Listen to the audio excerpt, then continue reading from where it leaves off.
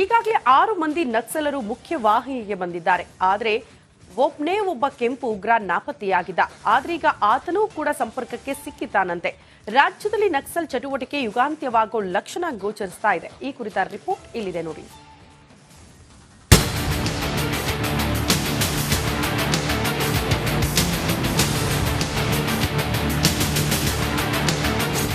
ಕರುನಾಡಿನಲ್ಲಿ ಕೊನೆಯ ಕೆಂಪು ಉಗ್ರ ಶರಣು.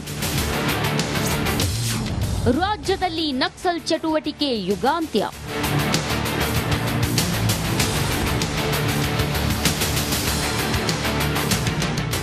ಅಂದು ಜನವರಿ 8 ಸಂಜೆ ಸಮಯ ಸಿಎಂ ಸಿದ್ದರಾಮಯ್ಯ ಹಾಗೂ ಗೃಹ ಸಚಿವ ಪರಮೇಶ್ವರ್ ಮುಂದೆ 6 ಜನ ನಕ್ಸಲರು ಶರಣಾಗತಿಯಾಗಿದ್ರು. ಸಮಾಜದ ಮುಖ್ಯವಾಹಿನಿಗೆ ಬಂದಿದ್ರು. ನಕ್ಸಲ್ ಗುಂಪಿನಿಂದ ಬೇರ್ಪಟ್ಟಿದ್ದ ಮತ್ತೊಬ್ಬ ಕೆಂಪು ಉಗ್ರ ಶರಣಾಗೋ ಕಾಲ ಸನ್ನಿಹಿತವಾಗಿದೆಯಂತೆ.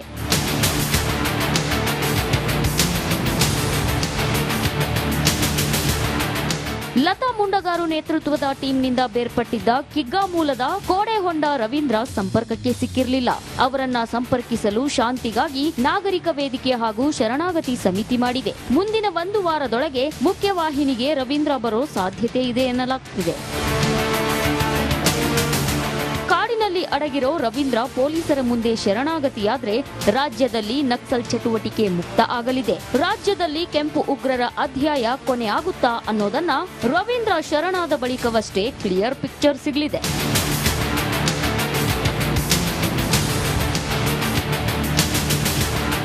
ಚೇತನ್ ಪದ್ಮಶಾಲಿ, ರಿಪಬ್ಲಿಕ್ ಕನ್ನಡ, ಚಿಕ್ಕಮಗಳೂರು. ಕಳೆದ ಕೆಲವು ವರ್ಷಗಳಿಂದ ವೈದ್ಯಕೀಯ ಕ್ಷೇತ್ರದಲ್ಲಿ ನಾನಾ ಆವಿಷ್ಕಾರಗಳು ಆಗ್ತಾ ಇದೆ.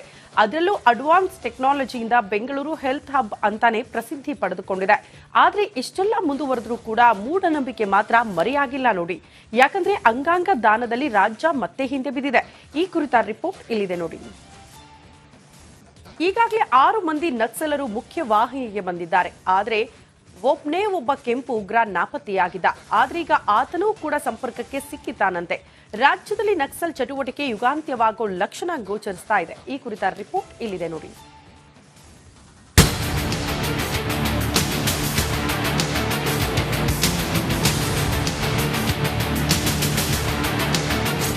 ಕರುನಾಡಿನಲ್ಲಿ ಕೊನೆಯ ಕೆಂಪು ಉಗ್ರ ಶರಣು. ರಾಜ್ಯದಲ್ಲಿ ನಕ್ಸಲ್ ಚಟುವಟಿಕೆ ಯುಗಾಂತ್ಯ.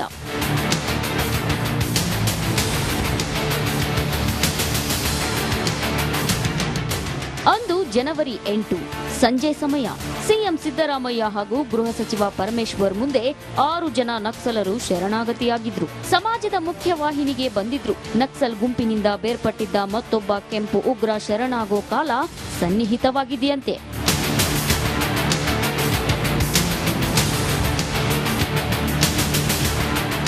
ಲತಾ ಮುಂಡಗಾರು ನೇತೃತ್ವದ ಟೀಮ್ನಿಂದ ಬೇರ್ಪಟ್ಟಿದ್ದ ಕಿಗ್ಗಾ ಮೂಲದ ಕೋಡೆಹೊಂಡ ರವೀಂದ್ರ ಸಂಪರ್ಕಕ್ಕೆ ಸಿಕ್ಕಿರಲಿಲ್ಲ. ಅವರನ್ನ ಸಂಪರ್ಕಿಸಲು ಶಾಂತಿಗಾಗಿ ನಾಗರಿಕ ವೇದಿಕೆ ಹಾಗೂ ಶರಣಾಗತಿ ಸಮಿತಿ ಮಾಡಿದೆ. ಮುಂದಿನ 1 ವಾರದೊಳಗೆ ಮುಖ್ಯವಾಹಿನಿಗೆ ರವೀಂದ್ರ ಬರೋ ಸಾಧ್ಯತೆ ಇದೆ ಎನ್ನಲಾಗುತ್ತಿದೆ.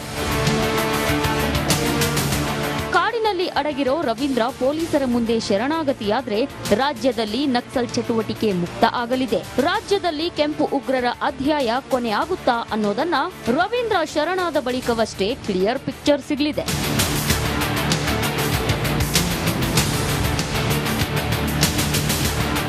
ಚೇತನ್ ಪದ್ಮಶಾಲಿ, ರಿಪಬ್ಲಿಕ್ ಕನ್ನಡ, ಚಿಕ್ಕಮಗಳೂರು. ಕಳೆದ ಕೆಲವು ವರ್ಷಗಳಿಂದ ವೈದ್ಯಕೀಯ ಕ್ಷೇತ್ರದಲ್ಲಿ ನಾನಾ ಆವಿಷ್ಕಾರಗಳು ಆಗ್ತಾ ಇದೆ. ಅದರಲ್ಲೂ ಅಡ್ವಾನ್ಸ್ ಟೆಕ್ನಾಲಜಿಯಿಂದ ಬೆಂಗಳೂರು ಹೆಲ್ತ್ ಹಬ್ ಅಂತಾನೆ ಪ್ರಸಿದ್ಧಿ ಪಡೆದುಕೊಂಡಿದೆ. ಆದ್ರೆ ಇಷ್ಟೆಲ್ಲ ಮುಂದುವರೆದ್ರೂ ಕೂಡ ಮೂಢನಂಬಿಕೆ ಮಾತ್ರ ಮರೆಯಾಗಿಲ್ಲ ನೋಡಿ. ಯಾಕಂದ್ರೆ ಅಂಗಾಂಗ ದಾನದಲ್ಲಿ ರಾಜ್ಯ ಮತ್ತೆ ಹಿಂದೆ ಬಿದ್ದಿದೆ. ಈ ಕುರಿತ ರಿಪೋರ್ಟ್ ಇಲ್ಲಿದೆ ನೋಡಿ. ಈಗಾಗಲೇ 6 ಮಂದಿ ನಕ್ಸಲರು ಮುಖ್ಯ ವಾಹಿನಿಗೆ ಬಂದಿದ್ದಾರೆ. ಆದ್ರೆ ಒಬ್ಬ ಕೆಂಪು ಉಗ್ರ ನಾಪತ್ತೆಯಾಗಿದ್ದ. ಆದ್ರೀಗ ಆತನೂ ಕೂಡ ಸಂಪರ್ಕಕ್ಕೆ ಸಿಕ್ಕಿತಾನಂತೆ. ರಾಜ್ಯದಲ್ಲಿ ನಕ್ಸಲ್ ಚಟುವಟಿಕೆ ಯುಗಾಂತ್ಯವಾಗೋ ಲಕ್ಷಣ ಗೋಚರಿಸ್ತಾ ಇದೆ. ಈ ಕುರಿತ ರಿಪೋರ್ಟ್ ಇಲ್ಲಿದೆ ನೋಡಿ.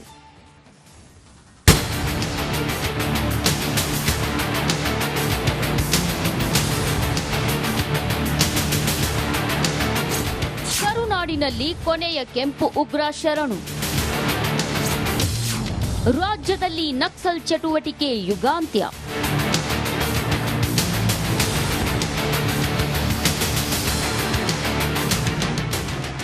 ಜನವರಿ 8 ಸಂಜೆ ಸಮಯ ಸಿಎಂ ಸಿದ್ದರಾಮಯ್ಯ ಹಾಗೂ ಗೃಹ ಸಚಿವ ಪರಮೇಶ್ವರ್ ಮುಂದೆ 6 ಜನ ನಕ್ಸಲರು ಶರಣಾಗತಿಯಾಗಿದ್ರು. ಸಮಾಜದ ಮುಖ್ಯವಾಹಿನಿಗೆ ಬಂದಿದ್ರು. ನಕ್ಸಲ್ ಗುಂಪಿನಿಂದ ಬೇರ್ಪಟ್ಟಿದ್ದ ಮತ್ತೊಬ್ಬ ಕೆಂಪು ಉಗ್ರ ಶರಣಾಗೋ ಕಾಲ ಸನ್ನಿಹಿತವಾಗಿದೆಯಂತೆ.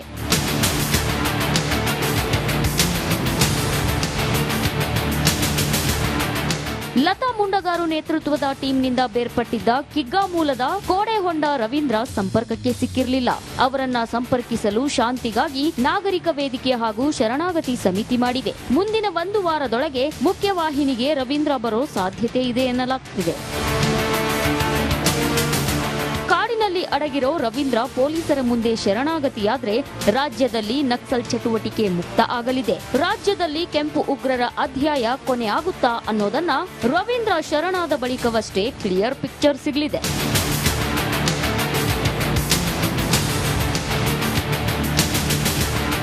ಚೇತನ್ ಪದ್ಮಶಾಲಿ, ರಿಪಬ್ಲಿಕ್ ಕನ್ನಡ, ಚಿಕ್ಕಮಗಳೂರು. ಕಳೆದ ಕೆಲವು ವರ್ಷಗಳಿಂದ ವೈದ್ಯಕೀಯ ಕ್ಷೇತ್ರದಲ್ಲಿ ನಾನಾ ಆವಿಷ್ಕಾರಗಳು ಆಗ್ತಾ ಇದೆ. ಅದರಲ್ಲೂ ಅಡ್ವಾನ್ಸ್ ಟೆಕ್ನಾಲಜಿಯಿಂದ ಬೆಂಗಳೂರು ಹೆಲ್ತ್ ಹಬ್ ಅಂತಾನೆ ಪ್ರಸಿದ್ಧಿ ಪಡೆದುಕೊಂಡಿದೆ. ಆದರೆ ಇಷ್ಟೆಲ್ಲ ಮುಂದುವರೆದ್ರೂ ಕೂಡ ಮೂಢನಂಬಿಕೆ ಮಾತ್ರ ಮರೆಯಾಗಿಲ್ಲ ನೋಡಿ. ಯಾಕಂದ್ರೆ ಅಂಗಾಂಗ ದಾನದಲ್ಲಿ ರಾಜ್ಯ ಮತ್ತೆ ಹಿಂದೆ ಬಿದ್ದಿದೆ. ಈ ಕುರಿತ ರಿಪೋರ್ಟ್ ಇಲ್ಲಿದೆ ನೋಡಿ. ಏನ್ ಪ್ರಾಬ್ಲಮ್ ಇಲ್ಲ ಏರಿಯಾದಲ್ಲಿ? ಏನ್ ಪ್ರಾಬ್ಲಮ್? ಏನ್ ನಿಮ್ ಪ್ರಾಬ್ಲಮ್? ಇನ್ನೆಲ್ಲ ಪ್ರಾಬ್ಲಮ್ ಆಯ್ತಿಲ್ಲ ಹೇಳಿ. ಏನ್ರಿ ನಿಮ್ ಪ್ರಾಬ್ಲಮ್? ಏನ್ ನಿಮ್ ಪ್ರಾಬ್ಲಮ್ ಅಂತ ಹೇಳಿ. ಯಾರಪ್ಪ ನಗರಕ್ಕೆ? ಗಾಂಧಿನಗರ, ದಾಸರಹಳ್ಳಿ, ರಾಜರಾಜೇಶ್ವರಿ ನಗರ, ಚಾಮರಾಜಪೇಟೆ, ಹುಬ್ಬಳ್ಳಿ, ಚನ್ನಮರುತ್ತದ, ಮೈಸೂರಿಗೆ ಬಂದಿರೋದು. ಬ್ಯಾಡಗಿ ತಾಲೂಕಿಗೆ ನಾವು ಬಂದಿವ್ರಿ. ಸರ್ ಹೇಳಿ ಸರ್, ಏನ್ ಪ್ರಾಬ್ಲಮ್? ನಿಮ್ ಎಮ್ಎಲ್ಎ ಹೆಂಗೆ? ಏನೆಲ್ಲ ಸಮಸ್ಯೆಗಳು? ಏನ್ ಕಥೆ ಇಲ್ಲಿ ಬಂತ? ಯಾಯಪ್ಪ ಯಾವತ್ತೂ ಬಂದಿಲ್ಲ. 2 months ಇಂದ ನೀರಿಲ್ಲ. ಟ್ಯಾಂಕರ್ ಬರ್ಬೇಕಾದ್ರೆ ರೋಡ್ ಸರಿ ಇಲ್ಲ ಅಂತ ಯಾರ ಹತ್ರ ಹೋಗಿ ಹೇಳೋದಕ್ಕೆ ನಮ್ಗೆ ಯಾರು ಇಲ್ಲ. ಕಿತ್ತೋದ್ರೆ ಏನು ಅಲ್ಲ ಹಾಳಾಗೋದ್ರು ಇದು ಯಾರು ನೋಡರೇ ಗತಿ ಇಲ್ಲ. ನಾವಿದ್ದೀವಿ ಅಂತಾರೆ. ಇವಾಗ ಯಾರ ಎಮ್ಎಲ್ಎ ಮಗ ಒಂದ್ ದಿವಸನೂ ಬಂದಿಲ್ಲ. ಫುಲ್ ಸ್ಟ್ಯಾಂಡರ್ಡ್ ಲಕ್ಸುರಿಯಸ್ ಬೆಡ್ರೂಮ್ ಐತ್ರಿ ಅದ. Taj West End, Radisson Blu. Meeting ನಿಮ್ದು ಮೀಟಿಂಗ್ ಇಲ್ಲಿ ಮಾಡ್ರಿ. ಇಷ್ಟು ವರ್ಷ ಆಯ್ತು, ಇದಕ್ಕೆಲ್ಲ ಯಾರು ಸರ್ ಜವಾಬ್ದಾರಿ? 200 ರೂಪಾಯಿ ಬ್ಯಾಂಕ್ ಹೋಗ್ತೀನಿ ಬರ್ತಾ ಇದ್ದೀನಿ. ಬ್ಯಾಂಕಿಗೆ ಹೋಗ್ತೀರಿ ಬರ್ತೀರಿ 2,000 ಮಾತ್ರ ಬರ್ತಾ ಇಲ್ಲ. 2,000 ನಂದೇ ಹೊಂಟೈತು. ನಿಲ್ಲ ಮೇಲೆ ಭಾರಿ ಐಟ್ ಅದಲ್ಲ ಮಾರೇ. ಮೇಡಮ್ ಬರಲ್ಲ ಕಣ್ರಿ ಸರ್. ರಾತ್ರಿ 1 ಗಂಟೆವರೆಗೂ ಎಣ್ಣೆ ಅಂಗಡಿ ತೆಗಿಬೇಕಂತ. ಬೆಳಿಗ್ಗೆ 4 ಗಂಟೆವರೆಗೂ ತೆಗಿಬೋದಲ್ಲ. ಮಗನೂ ನೋಡಲ್ಲ, ಯಾರು ನೋಡಲ್ಲ. ನಾನು ಒಬ್ಬಳು ನೋಡ್ಸ್ಕೊಂತೀರಜ್ಜ. ಮೊಮ್ಮಕ್ಕಳಿಗೆ ಅಮ್ಮ ಅಪ್ಪ ಇಲ್ಲ, ಅವರು ನೋಡಿ ಬದುಕ್ತಾ ಇದೀವಿ. ದೇವ್ರು ಬಿಟ್ಟಂಗೆ ಆಗುತ್ತೆ.